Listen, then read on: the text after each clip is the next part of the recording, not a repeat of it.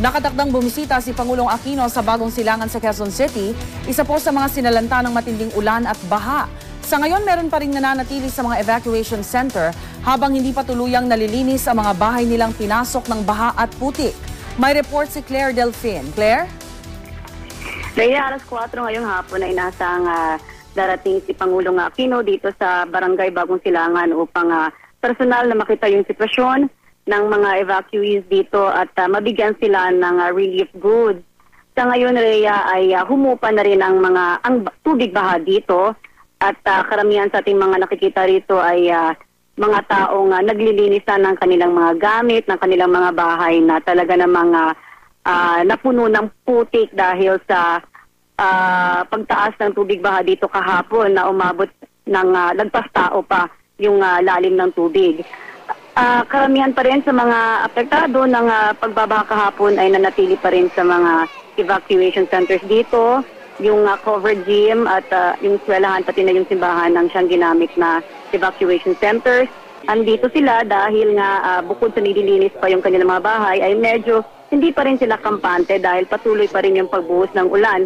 Bagamat pakalat-kalat na lang yung pag-uulan ngayon ay nandun pa rin yung takot nila na baka anumang oras ay biglang tataas uli yung tubig, yung baha sa lugar na ito.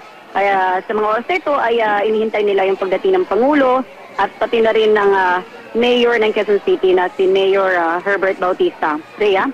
Yes, Claire. Anong klaseng tulong kaya yung kailangan nila para mapabilis yung paglilinis ng kanilang mga bahay?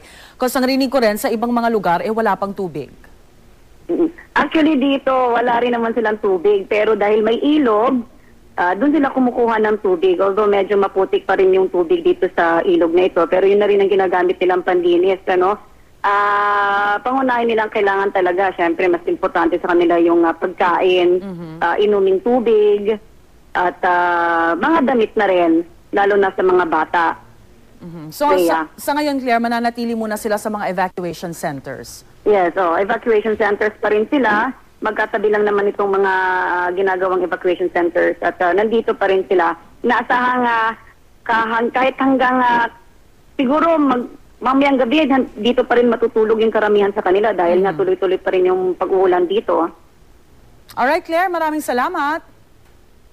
Narinig po natin ang ulat ni Claire Delfin.